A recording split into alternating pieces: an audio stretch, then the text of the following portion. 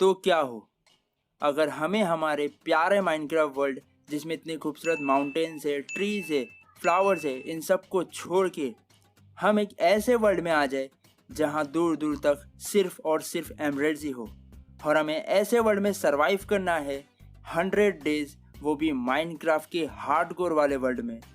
और गाइस ऐसी वीडियोस बनाने बहुत ज़्यादा वक्त लग जाता है, तो अगर आपको ऐसी वीडियोस पसंद आती है तो फटाफट से जाके वीडियो को लाइक कर दो, चैनल पे नया आए तो चैनल को सब्सक्राइब कर दो। तो स्टार्ट करते हैं वीडियो को। डे 1 को मैं स्पॉन हो गया था और स्पॉन होते ही मेरे सामने एक विलेज था जहाँ से अपने को स्टार्टिंग में थोड़ी बहुत चीज़ें मिल सकती थी। मैं फटाफट से विलेज में गया। विलेज में जाते ही मुझे एक अंकल जी का घर मिला। मैंने अंकल जी के घर से थोड़ी बहुत लॉक्स कलेक्ट करी ताकि मैं वुडन के टूल्स बना सकूँ। मैं थोड़ा आगे गया ही था कि मुझे यहाँ पे एक पेड़ दिखा, इसलिए मैंने सोचा कि मैं अंकल जी की लकड़ी उनको वापस दे देता हूँ। उसके बाद मैंने पेड़ तोड़ के अपने लिए वुडन की पिकैक्स बनाई और अब बारी थी स्टोन की माइनिंग करने की, जो कि मैंने अंकल जी के घर से ही ले ली। क्या करता है, यहाँ पे कोई कोबलस्टोन था ही नहीं। उसके बाद यहाँ से मैंने थोड़ा बहुत खाना कलेक्ट किया क्योंकि यहाँ पे अपने को खाने की काफी कमी होने वाली है। उसके बाद मैंने सारे हेबल्स को ब्रेड में कन्वर्ट किए और अब मेरे पास इतना ब्रेड हो चुका था कि मैं जिंदगी भर दबा के खा सकता था। थोड़ा एक्सप्लोर करते करते मुझे मिला एक ब्लैकस्मिथ का घर, जिसके घर में एक चेस्ट थी और इसकी चेस्ट में भी काफी अच्छी लुक थी, जिसमें एक आयरन का चेस्ट प्लेट और आयरन का हेलमेट भी था और थोड़ा बहुत खाना और ऑब्सीडियन भी था, यानी कि अब अपने पास जो है आधा आर्मर आ चुका था।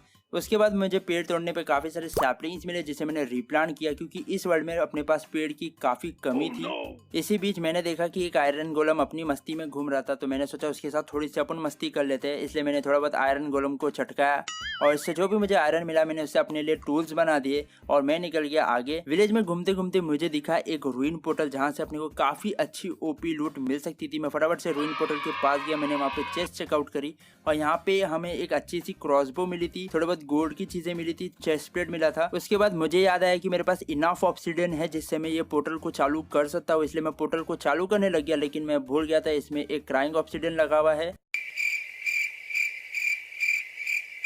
6.5 hours later. A few moments later. उसके बाद मैंने पोर्टल को लाइट अप किया और मैंने सोचा कि एक बार मैं नेदर में जाके देखता हूँ कि मैं कहाँ स्पॉन होता हूँ, तो मैं चले गया सीधा नेदर में अपना स्पॉन पॉइंट चेक करने के लिए। लेकिन मैं आपको क्या बताऊँ, मैं इतनी गंदी जगह स्पॉन हुआ था जहाँ पे दूर दूर तक सिर्फ और सिर्फ लावा ही था, इसलिए मैं निराश होकर सीधा चले गया अपने घर पे। मैं घर पे जा ही रहा था कि मुझे एक नया विलेज दिखा जो कि अपनी रूइन पोर्टल से काफ़ी पास था। मैं फटाफट से विलेज में गया, मैंने वहाँ पे चेस्ट चेकआउट करी। यहाँ पे ज़्यादा कुछ नहीं, मुझे थोड़ा बहुत खाने की चीज़ें मिली। लूटते लूटते काफ़ी रात हो चुकी थी तो मैं जाके सो गया। नेक्स्ट डे की सुबह मुझे एक कार्टोग्राफर का घर मिला जिसके घर पे एक चेस्ट थी और इसके चेस्ट में सिर्फ एक मैप था। क्या पता भाई ये लोग मैप रखते ही क्यों है। थोड़ा एक्सप्लोर करते करते मुझे इस विलेज में भी एक ब्लैकस्मिथ मिला जिसके घर पे भी चेस्ट थी और भाई इसके चेस्ट में तो इसकी चेस्ट से मुझे काफ़ी सारा आयरन, डायमंड, गोल्ड, ऑब्सीडियन मिला एंड आयरन का इस्तेमाल करके मैंने अपने लिए बाकी का बचा हुआ आर्मर बनाया एंड फाइनली अब मेरे पास एक फुल्ली आयरन आर्मर आ चुका था। इसी बीच विलेज में एक वेंडरिंग ट्रेडर आया जो कि अपने को एमरल्ड्स के बदले स्प्रूस की सैपलिंग दे रहा था और अपने पास पेड़ की तो कमी थी, इसलिए मैंने एमरल्ड्स के ब्लॉक को कलेक्ट किया और उसे सेल करके मैंने उससे काफ़ी सारे स्प्रूस की सैपलिंग्स खरीद ली। इसके बाद मैंने एक गोलम को चटकाया एंड जो भी मुझे आयरन मिला था मैंने उससे अपने लिए एक बकेट बनाई और मैं सीधा निकल गया अपने घर के लिए क्योंकि मैं विलेज को अभी लूट चुका था। नेक्स्ट डे की सुबह एक विच अपने गांव में आई थी जिससे लड़ने के मूड में मैं तो बिल्कुल भी नहीं था और शायद वो भी अपने से लड़ना नहीं चाहती थी, अपने से डर गई होगी। उसके बाद मैंने एक विलेजर के घर पे कब्जा किया, मैंने एक चेस्ट बनाया और जितना भी सामान मेरे पास फालतू वाला था जो उसे मैंने चेस्ट में ट्रांसफर कर दिया और मैं चले गया सीधा स्प्रूस की सैपलिंग्स लगाने के लिए जो कि मैं वेंडरिंग ट्रेडर से लेके आया था। उसके बाद मैं अपने लिए एक कोबलस्टोन जनरेटर बनाने लग गया क्योंकि यहाँ पे दूर दूर तक सिर्फ और सिर्फ एमरल्ड्स ही थे, कोबलस्टोन कहीं पर भी नहीं था और मेरे पास ज़रा भी कोबलस्टोन नहीं थे, इसलिए मैं डे 5 से डे 7 सिर्फ और सिर्फ कोबलस्टोन माइन कर रहा था ताकि मेरे पास ज़रा सी भी कोबलस्टोन की कभी भी कमी ना हो। एंड फाइनली 3 दिन दबा के माइनिंग करने के बाद अब मेरे पास टोटल 7.5 स्टैक ऑफ कोबलस्टोन हो चुका था। अब बारी थी अपने लिए एक बड़ा सा वीट का फार्म बनाने की, इसलिए मैं निकल गया सीधा दूसरे विलेज में डर्ट को कलेक्ट करने के लिए। अपने विलेज से थोड़ी ना कलेक्ट करेंगे। उसके बाद विलेज पहुंच के मैंने काफी सारी डर्ट कलेक्ट करी एंड साथ ही अपने पड़ोसी की काफी सारी सब्जियां और बीन्स भी चुराई, अपने फार्म पे लगाएंगे। एंड उसके बाद मैं अपने लिए एक बड़ा सा फार्म बनाने लग गया।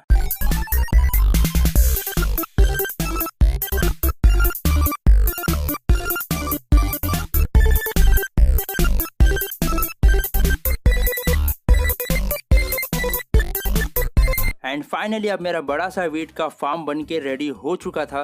डे 13 को मैंने छोटे मोटे काम करे और मैंने थोड़े बहुत पेड़ तोड़े और उससे जो भी मुझे सैपलिंग्स मिली मैंने उसे वापस से रिप्लांट किया ताकि अपने पास पेड़ की कमी ना हो। मैंने थोड़े बहुत शिप्स को खाना खिलाया और ये थोड़े से नशे में लग रही थी, इसको वीट दिख ही नहीं रहा था, खाने के पास नहीं आ रही थी। बाद में इसे होश आया, इसे भी मैंने खाना खिलाया एंड दोनों के बीच में भरत मिलाप हुआ एंड दोनों ने हमें एक छोटा सा शिप दिया। उसके बाद मैंने थोड़े बहुत हॉर्सेस को भी खाना खिलाया और क्या पता ये एक दूसरे के मुंह में क्या खा रहे थे।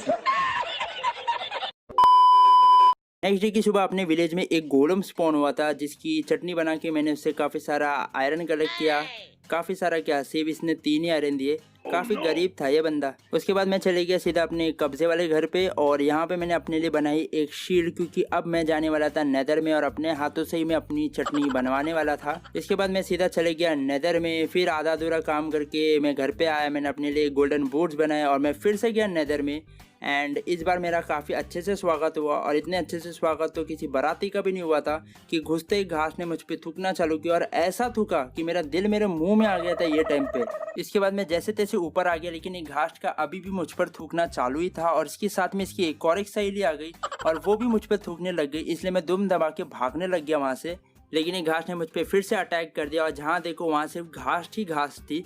उसके बाद मैं भागते भागते एक क्रिम्सन फॉरेस्ट पे पहुंच गया। मैंने वहाँ पे चैन की सांस ली और उसके बाद बिना किसी देरी करे मैं वहाँ से लॉक कलेक्ट करना स्टार्ट किया क्योंकि ये लॉक्स काफ़ी खूबसूरत होते हैं और ये अपने को घर बनाते टाइम पे काफ़ी काम आएंगे, इसलिए मैं काफ़ी सारे लॉक्स कलेक्ट करने लग गया। उसके बाद मैं नेदर एक्सप्लोर कर ही रहा था कि मुझे दिख गया नेदर फोर्ट्रेस जो कि मेरे पोर्टल से काफ़ी नज़दीक था, मेरे घर से काफ़ी नज़दीक था। यहाँ पे क्रिम्सन फॉरेस्ट के अंदर ये दबा हुआ था ये फोर्ट्रेस और काफ़ी बड़ा भी लग रहा था, लेकिन इसके अंदर जाने का भी मेरा ज़रा भी मूड भी नहीं था और शायद जा भी नहीं पाता क्योंकि मैं पिट के आ जाता था वहाँ से। लेकिन मेरे पास इतना तगड़ा आर्मर नहीं था इसलिए मैं फोर्ट्रेस के अंदर नहीं गया। लेकिन ये फोर्ट्रेस काफ़ी बड़ा था तो यहाँ से अपने को काफ़ी सारी ओपी लूट्स आगे मिल सकती है। इसके बाद काफ़ी देर ढूंढने के बाद मुझे मिला एक वार्प फॉरेस्ट जहाँ से मैंने ब्लू वाली लकड़ियाँ काफ़ी सारी कलेक्ट करी ताकि अपने को ये भी घर बनाते टाइम पे काफ़ी सारी काम आएंगी। और मैंने कलेक्ट करके मैं सीधा चले गया अपने घर के लिए। घर पहुँचते पहुँचते काफ़ी रात हो चुकी थी और मैंने देखा कि मेरे वीट सारे उग चुके थे, यानी अपने खाने का इंतजाम हो गया था। उसके बाद मैं सोने जा ही रहा था कि मैंने देखा एक विलेजर ने अपना बेड हड़प लिया है जिसे आधी नींद से उठा के मैं सीधा सोने चले गया। ये तो वैसे भी दिन भर वेले घूमते रहते। अब मेरे पास ऑलमोस्ट सारा सामान आ चुका था जिससे मैं अपने लिए एक प्यारा और खूबसूरत सा घर बना सकता था, इसलिए मैं अपने लिए एक खूबसूरत सा घर बनाने में लग गया।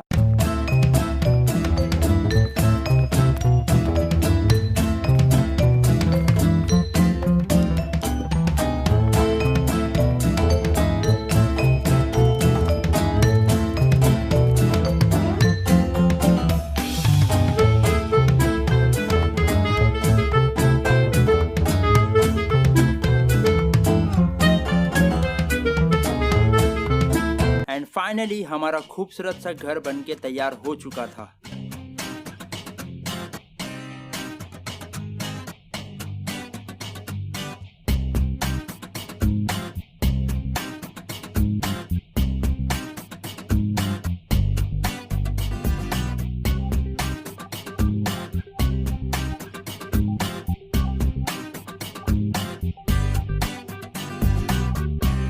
नेक्स्ट डे की सुबह होते ही मैं अपने फार्म पे काम करने लग गया। जितने भी सीड्स मुझे मिल रहे थे मैंने इसे वापस से प्लांट किया एंड अब वक्त था अपने लिए एक डायमंड का आर्मर बनाने का और तगड़ा होने का। लेकिन उससे पहले मैंने सोचा कि यहाँ पे एक गोलम स्पॉन हुआ है जिससे थोड़ी बहुत मस्ती कर लेते। हमको जिंदा मत छोड़ो सालो। इसके बाद मैंने गोलम की गुत्ती सुझाई और मैं फिर वेपन स्मिथ के साथ ट्रेड करने लग गया और ये बंदा मुझे सिर्फ और सिर्फ कचरा ही दे रहा था। जो चीज़ मुझे चाहिए थी ये मुझे अभी भी नहीं दे रहा था। और इसी बीच यहाँ पे एक वेंड्रिन ट्रेडर आया था जो कि काफ़ी छुप के खड़ा था, जिससे मैंने थोड़े बहुत डार्क ओक की सैपलिंग्स और जो भी काम की चीज़ें थी मैंने उससे वो सारी चीज़ें खरीद ली। एंड उसके बाद एक विलेजर को मैंने काफ़ी मुश्किलों के बाद फाइनली ब्लास्ट फर्नेस वाला आर्मरर बनाया एंड मैं उसके साथ ट्रेड करने लग गया। एंड थोड़ी देर ट्रेड करने के बाद वो हमें डायमंड की लेगिंग्स और डायमंड की हेलमेट दिया और वेपन स्मिथ भी हमें जो है स्वॉर्ड दिया था डायमंड की। आधा चीज़ अपने पास डायमंड की आ चुकी थी। नेक्स्ट डे को मैं सीधा निकल गया सीधा दूसरे विलेज में और यहाँ पे अभी मैं ट्राई करने वाला था क्योंकि अभी भी मेरे पास जो है बाकी की सारी चीज़ें नहीं थी डायमंड की, इसलिए मैं वेपन स्मिथ के साथ वही कचरा वाली ट्रेडिंग करने लग गया। उसके बाद मैं एक ब्लास्ट फर्नेस में लेके आया था घर से जो कि मैं इन विलेजर को आर्मरर बनाना चाहता था, लेकिन ये बंदे मूड में बिल्कुल भी नहीं थे। बाकी सारा काम पकड़ेंगे ये, लेकिन अपना ही काम नहीं पकड़ेंगे।